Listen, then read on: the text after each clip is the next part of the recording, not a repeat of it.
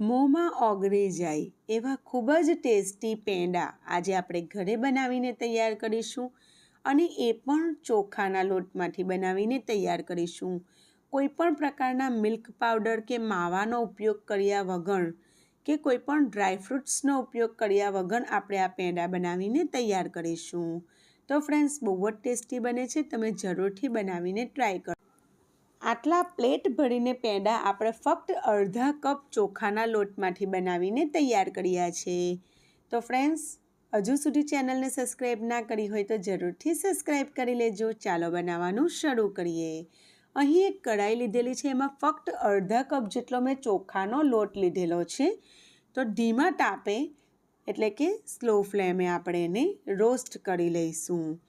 તો 3થી 4 મિનિટ સુધી slow flame પર આપણે એનું કાચાપણું દૂર થાય ત્યાં સુધી ચોખાના લોટને શેકી લેવાનો છે. આજે તમને એકદમ પરફેક્ટ માપ સાથે આ પેંડા બનાવતા બતાવીશું. જુઓ, આ રીતનું સતત હલાવતા જઈને મેં એને 4 મિનિટ સુધી રોસ્ટ કરી લીધેલો છે. તો એમાંથી એક પ્રકારની સારી એવી સ્મેલ આવવા લાગતી હોય છે. તો ત્યાં સુધી મેં એને રોસ્ટ કરેલો છે. હવે ગેસની ફ્લેમ બંધ કરીને એક પ્લેટમાં હું એને કાઢી લઉં છું. બીજા એક વાસણમાં આપણે એને કાઢી લેવાનું. તો કાઢી લીધેલું છે મેં. પછી સેમ પેનમાં 1 કપ જેટલું ફૂલ ફેટ દૂધ લીધેલું છે. તો એમાં મેં મલાઈ પણ સાથે લીધેલી છે. તો દૂધની ઉપર જે મલાઈ થતી હોય છે એ મલાઈ સાથે જ મેં 1 કપ જેટલું દૂધ લીધેલું છે. તો જેટલો આપણે ચોખાનો લોટ લઈએ એના કરતાં ડબલ આપણે દૂધ લેવાનું છે. તો તમે કોઈ વાટકી પણ સેટ કરી શકો છો. તો જે વાડકીથી તમે અડધી વાડકી જેટલો લોટ લો એ વાડકી આખી ભરીને દૂધ લેવાનું. હવે એમાં મેં 1/4 કપ જેટલી ખાંડ એડ કરેલી છે. તો ખાંડ તમે વધારે ઓછી રાખી શકો છો, તમને જેટલું ગળ્યું ખાવાનું પસંદ હોય. પણ 1/4 કપ જેટલી ખાંડ ઇનફ છે અને એકદમ મસ્ત પ્રોપર મીઠું ઠેલું હતું. તો જુઓ, એને હલાવતા જવાનું છે. 2થી 3 મિનિટ સુધી આપણે સરસ દૂધમાં ઉભળો આવી જાય ત્યાં સુધી દૂધને ગરમ કરવાનું છે. હવે એમાં મેં ઇલાયચી પાવડર એડ કરેલો છે, અડધી ચમચી જેટલો. તો નાની ચમચી છે અને અડધી ચમચી ભરીને મેં ઇલાયચી પાવડર એડ કરેલો છે. એનું ફ્લેવર આ પેંડામાં બહુ જ મસ્ત લાગતું હોય છે. તો એને પણ આપણે સારી રીતે મિક્સ કરી લઈશું અને બીજી 2થી 3 મિનિટ સુધી આપણે દૂધને ગરમ થવા દઈશું. આજુબાજુ જે મલાઈ જેવું જામે એને આપણે દૂધમાં ભેળવી લઈશું અને મિક્સ કરતા જઈશું. એ રીતે દૂધને ગરમ કરીશું. તો ફ્રેન્ડ્સ, આ મીઠાઈ ફક્ત 5થી 7 જ મિનિટમાં બનીને તૈયાર થઈ જશે. બહુ જ સરળ છે અને સુપર ટેસ્ટી બને છે. તો જુઓ, દૂધ સારું એવું ગરમ થઈ ગયું છે ને ગેસની ફ્લેમ એકદમ મીડિયમ કરી દીધેલી છે મેં. અને આ રીતે વચ્ચે વચ્ચે હું એને હલાવતી ગઈ છું. તો બસ એક વખત ઉભળો આવી જાય પછી આપણે એને આ રીતે હલાવતા જઈને થોડીવાર થવા દેવાનું. અને પછી આપણે એમાં જે ચોખાનો લોટ આપણે રોસ્ટ કરીને રાખેલો છે એ થોડો થોડો કરીને આ રીતે એડ કરતા જઈ અને મિક્સ કરી લેવાનું. તો બિલકુલ ગાંઠા ન રહેવા જોઈએ, એટલે દૂધ પ્રોપર ગરમ હોવું જોઈએ. ઠંડા દૂધમાં જો તમે નાખી દેશો તો ગાંઠા પડી જશે. આ રીતે આપણે એને મિક્સ કરી લેવાનું છે. ગેસની ફ્લેમ મેં બિલકુલ સ્લો કરી દીધેલી છે. હવે એમાં 1 ચમચી જેવું મેં દેશી ઘી યુઝ કરેલું છે. તો 1 ચમચીથી પણ થોડુંક ઓછું ઘી નાખેલું છે. એનાથી સરસ શાઇનિંગ પણ મારશે અને બહુ સારો એવો ટેસ્ટ પણ લાગશે.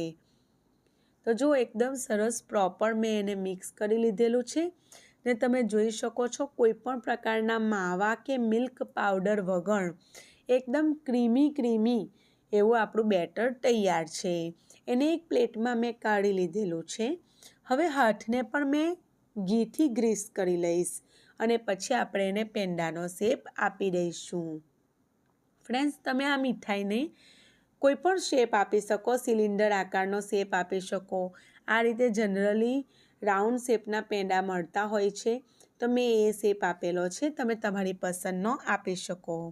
હવે જુઓ, આ રીતે મેં એને પેંડાનો શેપ આપી અને ડેસિકેટેડ કોકોનટ કોઈ પણ તમને કરિયાણાની શોપ પર ઇઝીલી મળી જશે. તો તો સૂકો નાળિયેરનું છીણ આવે છે તે એના અંદર એને લપેટી લીધેલું છે અને ઉપરથી ખાલી ગાર્નિશિંગ માટે મેં થોડીક પિસ્તાની કતરણ નાખેલી છે. તો તમે એની જગ્યા પર કોઈ પણ વસ્તુથી ગાર્નિશ કરી શકો છો અથવા એને આમ પણ તમે રાખશો તો પણ ટેસ્ટ બહુ જ સરસ લાગતો હોય છે. પણ આ રીતે ડેકોરેટ કરવાથી એનું લુક પણ ખૂબ સરસ લાગતું હોય છે. તો જુઓ એ રીતે મેં બીજો પણ પેંડો તૈયાર કરી લીધેલો છે અને એને પણ ડેસિકેટેડ કોકોનટમાં આ રીતે મિક્સ કરી લીધેલું છે. એનો ટેસ્ટ પણ બહુ સારો લાગતો હોય છે અને એ રીતે મેં બધા પેંડા બનાવીને તૈયાર કરી લીધેલા છે. તો ફક્ત અડધા કપ જેટલા ચોખાના લોટમાંથી આટલી બધી ક્વોન્ટિટીમાં પેંડા બનીને તૈયાર થયા છે. એ પણ ઝટપટ અને ખૂબ જ હેલ્ધી અને ટેસ્ટી તો ખૂબ જ બન્યા છે. તો ફ્રેન્ડ્સ, તમે બનાવશો તો જ તમને ખબર પડશે કે રેસીપી કેવી છે. તો 100% જો તમે બનાવશો તો તમને બહુ જ પસંદ આવશે અને તમે વારંવાર આ રીતે બનાવશો અને જે ખાશે ને આ પેંડાને એ વિશ્વાસ પણ નહીં કરે કે આટલા સરસ પેંડા તમે ઘરે બનાવીને તૈયાર કર્યા. ફ્રેન્ડ્સ, મારી આ રેસીપી તમે કયા શહેર અને કયા દેશમાંથી જોઈ રહેલા છો તમારા નામ સાથે મને જરૂરથી જણાવજો. વિડીયો ગમ્યું હોય તો જરૂરથી લાઈક કરી દેજો. ફ્રેન્ડ્સ, હજુ સુધી ચેનલને સબસ્ક્રાઈબ ના કરી હોય તો સબસ્ક્રાઈબ કરી લેજો. સુપર સોફ્ટ અને મોંમાં મૂકતા જ ઓગળી જાય એવી મીઠાઈ આજે આપણે ઘરે બનાવીને તૈયાર કરીશું. ફક્ત એક જ ચમચી ઘી અને દૂધમાંથી એને બનાવીને તૈયાર કરીશું. તો અહીં મેં 1.5 વાટકી જેટલી મગફળી લીધેલી છે અને એને આપણે ધીમા તાપે મીડિયમ ગેસ પર રોસ્ટ કરી લઈશું અને એમાંથી ફૂટવાનો અવાજ આવવા લાગે ત્યાં સુધી આપણે એને રોસ્ટ કરીશું અને પછી આપણે એના ફોતરા કાઢી લઈશું. તો જુઓ આ રીતે રોસ્ટ થઈ ગઈ છે. લગભગ મેં એને 5-1 મિનિટ જેવી રોસ્ટ કરી છે. ફોતરા પણ ઉતરવા લાગ્યા છે. તે એક કાપડમાં લઈને કપડામાં લઈને એને સરસ રીતે રગડીને એના બધા ફોતરા મેં અલગ કરી લીધેલા છે, તમે જોઈ શકો છો. તો હવે આપણે એને મિક્સર જારમાં લઈ લઈશું અને ઓન ઓફ કરીને એટલે કે બંધ ચાલુ કરીને એનો પાવડર બનાવીને તૈયાર કરી લઈશું. તો જુઓ ફ્રેન્ડ્સ, પહેલાં મગફળીના ફોતરા કાઢ્યા, એને ઠંડી પડવા દીધી અને પછી આ રીતે મેં એને ક્રશ કરી લીધેલી છે, પીસી લીધેલી છે. આ રીતનો એનો પાવડર બનાવીને તૈયાર કરી લીધેલો છે. હવે આની સાથે એક સુપર હેલ્ધી વસ્તુ પણ આપણે આ મીઠાઈમાં એડ કરવાના છે. પણ આજે આપણે આ મીઠાઈમાં કોઈપણ પ્રકારના માવાનો ઉપયોગ નથી કરવાના. હવે મેં પાવડરને એક બાઉલમાં લઈ લીધેલો છે. બીજી બાજુ મેં સેમ કઢાઈ લઈ લીધેલી છે અને એમાં અડધા કપ જેટલું ડેસિકેટેડ કોકોનટ એટલે કે નાળિયેરનું જે છીણ હોય છે તે કોઈપણ કરિયાણાની દુકાન પર ઇઝીલી મળી જાય છે. તો એને આપણે હલકું રોસ્ટ કરી લઈશું. ધીમા તાપે રોસ્ટ કરીશું ફક્ત 1 થી 2 મિનિટ સુધી. તો ફ્રેન્ડ્સ, આ આપણી હેલ્થ માટે બહુ જ ફાયદાકારક છે. મગફળી પ્રોટીનથી ભરપૂર છે. સાથે સાથે આ જે ડેસિકેટેડ કોકોનટ છે એ પણ આપણને ઘણા પ્રમાણમાં વિટામિન્સ આપે છે, મિનરલ્સ આપે છે અને આપણે દૂધનો ઉપયોગ કરીને આ મીઠાઈ બનાવવાના છે તો એ સંપૂર્ણ આહાર છે. એટલે ટોટલી જો વિચારીએ તો આ મીઠાઈ આપણા માટે બહુ જ ફાયદાકારક છે. તો ફ્રેન્ડ્સ, તમે આને જરૂરથી બનાવીને ટ્રાય કરજો. તો જુઓ, સેમ બાઉલમાં આપણે ડેસિકેટેડ કોકોનટને શેકીને ટ્રાન્સફર કર્યો છે. એમાં 10 રૂપિયાવાળું મેં મિલ્ક પાવડર એડ કરેલું છે. તો તમારી પાસે ના હોય તો હું આગળ તમને ઓપ્શન બતાવું છું. મિલ્ક પાવડર વગર પણ આ મીઠાઈ ઇઝીલી બનાવી શકાય છે. હવે એમાં અડધી ચમચી જેટલો ઇલાયચી પાવડર એડ કરેલો છે. તો એનો ટેસ્ટ મીઠાઈમાં બહુ જ સરસ લાગતો હોય છે. તો બધી વસ્તુને હવે આપણે આ રીતે મિક્સ કરી લઈશું અને હલકા હાથે એને મિક્સ કરી લઈશું. બધી વસ્તુ મિક્સ થઈ ગઈ છે. હવે આપણે કઢાઈ, સેમ કઢાઈ જેમાં આપણે ડેસિકેટેડ કોકોનટ રોસ્ટ કર્યું એમાં અડધા લીટર જેટલું દૂધ એડ કરી રહેલા છે. તો દૂધનું પ્રમાણ અડધા લીટર કરતાં તમે થોડુંક ઓછું પણ લઈ શકો છો. હવે દૂધને આપણે ગરમ થવા દઈશું. દૂધ ગરમ થાય એટલે આ રીતે એને હલાવતા જઈને એમાં જે મલાઈ આજુબાજુ જામે એને અંદર મિક્સ કરતા જવાનું.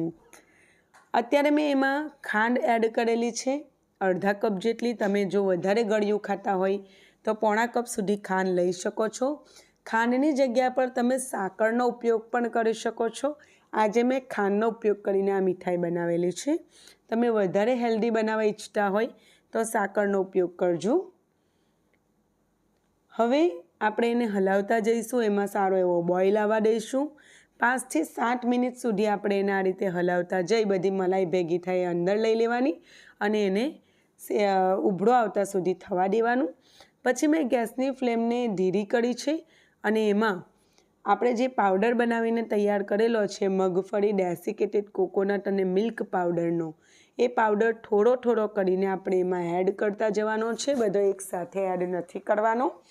થોડો થોડો કરતા જઈ એડ કરતા જઈ આ રીતે મિક્સ કરતા જવાનું છે. તો બિલકુલ ગાંઠા નહીં પડે, ખૂબ જ સરસ રીતે મિક્સ થઈ જશે. તો આ રીતે આપણે થોડો થોડો કરીને બધો જ પાવડર દૂધમાં એડ કરતા જઈશું. તો આ રીતે દૂધમાં એડ કરીશું એટલે ધીરે ધીરે ઘટ્ટ થશે. અત્યારે મેં ગેસની ફ્લેમ મીડિયમ હાઈ રાખેલી છે. તો આપણે સતત હલાવતા જઈને એને થવા દેવાનું છે. તો આ પ્રોસેસમાં થોડીક વાર લાગશે, લગભગ 12 થી 15 મિનિટ થઈ જશે. અને આપણે હવે બેઝિકલી આને ઘટ્ટ થવા દેવાનું છે. આ રીતે મિક્સ કરતા જવાનું છે, એને ઘટ્ટ થવા દેવાનું છે. જુઓ આ રીતનું ઘટ્ટ થવા લાગશે અને એક લોના ફોર્મમાં આવી જશે. જેવી રીતે આપણે જનરલી બધી મીઠાઈ બનાવતા હોય છે એની જેવી કન્સિસ્ટન્સી હોય છે એ રીતનો એનું ફોર્મ આવી જશે. તો ફ્રેન્ડ્સ, તમે જ્યારે આને ખાશો ને તો મોંમાં મૂકતા જ ઓગળી જશે. એટલી સરસ, એટલી સોફ્ટ બનીને તૈયાર થઈ જાય છે. અને આ મીઠાઈ એટલી સરસ લાગે છે ને કે બહારની મોંઘી મોંઘી મીઠાઈઓ પણ આની આગળ ફેલ લાગે આપણને, અને હેલ્ધી પણ ખરી. તો જુઓ આ રીતનું ઘટ્ટ બન્યું છે. તો હવે મેં એમાં ફક્ત 1 ચમચી જેટલું એમાં દેશી ઘી એડ કરેલું છે. તો મેં ગાયનું દેશી ઘી એડ કરેલું છે. તમે ઘરનું કોઈ પણ ઘી એડ કરી શકો છો. અને જો તમે ઘી એડ કરવા ના ઈચ્છતા હોય તો તમે એને સ્કીપ કરીને પણ આ મીઠાઈ તૈયાર કરી શકો છો. પણ ઘી એડ કરવાથી એક ફ્લેવર ઇન્હેન્સ થાય છે અને સાથે સાથે એમાં એક શાઇનિંગ આવતી હોય છે. તેથી મેં એડ કર્યું છે. હવે આ રીતની જે આપણી કઢાઈ છે એની જે સાઈડ છે એને છોડે ત્યાં સુધી આપણે એને કૂક કરવાનું છે. તો ગેસની ફ્લેમ અત્યારે મેં મીડિયમ લો કરી દીધેલી છે. આ રીતનું ઘટ્ટ થઈ જાય પછી બહુ હાઈ ફ્લેમ નહીં રાખવાની. અને ઘટ્ટ થાય, એકદમ સરસ ઘટ્ટ થાય ત્યાં સુધી આપણે એને શેકતા રહેવાનું છે. તો આપણે આમાં બિલકુલ માવાનો ઉપયોગ નથી કર્યો ફ્રેન્ડ્સ, તો પણ બહુ જ સરસ ટેસ્ટી આ મીઠાઈ બનીને તૈયાર થાય છે. તો તમે જોઈ શકો છો સરસ એવું ઘટ્ટ થઈ ગયું છે. તો બસ આ ટાઈમ પર આપણે ગેસની ફ્લેમ બંધ કરી દઈશું અને એને ગ્રીસ કરેલી એક પ્લેટમાં ટ્રાન્સફર કરીશું. ફ્રેન્ડ્સ, મિલ્ક પાવડરના જગ્યા પર દૂધની મલાઈનો ઉપયોગ કરી શકાય, 4 ટેબલ સ્પૂન જેટલી. તો પ્લેટને સારી રીતે ઘી અથવા તેલથી તમારે ગ્રીસ કરી દેવાની અને પછી એમાં અત્યારે આપણે જે મીઠાઈનું બેટર બનાવેલું છે એને આ રીતે ટ્રાન્સફર કરી દઈશું. તમે જોઈ શકો છો કેટલું એવું ઘટ્ટ બની ગયું છે. તો હવે આપણે બધું જ બેટર એમાં ટ્રાન્સફર કરી લીધેલું છે, તમે જોઈ શકો છો. અને પછી આપણે બધું એક સમતલ કરી લઈશું પ્લેટમાં. આ રીતે હલાવતા જઈને ઉપરથી સ્પેચ્યુલાથી પણ આપણે સરખું કરી લઈશું. અને એના ઉપર ફ્રેન્ડ્સ કાજુ અને બદામની થોડીક કતરન પણ હું આજે એડ કરી રહેલી છું. તે ઓપ્શનલ છે. તમે એના જગ્યા પર તમને પસંદ હોય એ વસ્તુથી એને ગાર્નિશ કરી શકો છો, અથવા ગાર્નિશ નહીં કરો અને આમ જ રાખશો તો પણ ખૂબ ટેસ્ટી લાગે છે. તો મેં એને વધારે રીચ બનાવવા માટે એના ઉપર થોડુંક ડ્રાયફ્રૂટનો ભૂકો એડ કરેલો છે. હવે સ્પેચ્યુલા પર થોડુંક ઘી લગાવીને આ રીતે મેં થોડુંક થપથપાવી દીધેલું છે, જેથી ડ્રાયફ્રૂટ એમાં અંદર સરસ ચોંટી પણ જાય અને એક સાઇન પણ આવી જાય. હવે મેં એને પ્લેટફોર્મ પર ઠંડુ પડવા દીધેલું. પછી મેં એને ફ્રીઝમાં રાખેલું. તો ફ્રીઝમાં ફ્રેન્ડ્સ મેં તો એને આખી રાત જ રાખેલું. રાત્રે મેં આને બનાવેલું લગભગ 10 વાગ્યાની આસપાસ અને આખી રાત ફ્રીઝમાં રાખેલું અને સવારે તમને કટ કરીને બતાવી રહેલી છું. પણ તમારી પાસે સમય ઓછો હોય તો 2 કલાક તમે ફ્રીઝમાં અને અડધો કલાક ફ્રીઝરમાં, એટલે કે ફ્રીઝના ઉપરના ભાગમાં મૂકજો. જો કે મેં એને ફ્રીઝના નીચેના ભાગમાં જ મૂકેલું, પછી તમને કટ કરીને બતાવું છું. પણ એમાંથી જે પીસીસ છે તે કાઢવાના થોડાક અઘરા પડતા હોય છે, કારણ કે બહુ જ વધારે સોફ્ટ આ મીઠાઈ બનતી હોય છે, બહુ ટેસ્ટી બને છે. તો આ રીતે મેં ઉપરથી થોડું ગુલાબની પાંખડીથી ગાર્નિશ કરેલું છે. ઓપ્શનલ છે, તમે એના જગ્યા પર પિસ્તાથી, કાજુ બદામ વગેરેથી પણ ગાર્નિશ કરી શકો છો. અને ફ્રેન્ડ્સ, એનો જે પીસ છે તે મેં કાઢવાની ટ્રાય કરી, પણ બહુ સોફ્ટ હોવાથી પહેલાં ના નીકળ્યો. પછી મેં ફ્રીઝરમાં મૂકીને જ્યારે ટ્રાય કરીને ત્યારે ખૂબ ઇઝીલી રિમૂવ થઈ ગયો અને બહુ સારી રીતે પછી એના પીસ હું કાઢી શકી હતી. તો તમારે પીસીસ કાઢવા હોય તો તમને હું સજેસ્ટ કરીશ કે તમે એને ફ્રીઝરમાં મૂકજો થોડીક વાર માટે. તો ફ્રેન્ડ્સ, તમે પણ આ મીઠાઈ જરૂરથી બનાવો, ટ્રાય કરો, તમને ખૂબ જ ગમશે. જુઓ, આ ફ્રીઝરમાંથી કાઢ્યા પછીનું તમને રિઝલ્ટ બતાવી રહેલી છું. ફરી મળીશું નવી જબરજસ્ત રેસીપી સાથે. તમે પણ જરૂરથી ટ્રાય કરજો. વિડીયો ગમે તો લાઈક કરજો, ચેનલને જરૂરથી સબસ્ક્રાઈબ કરજો. Bye bye.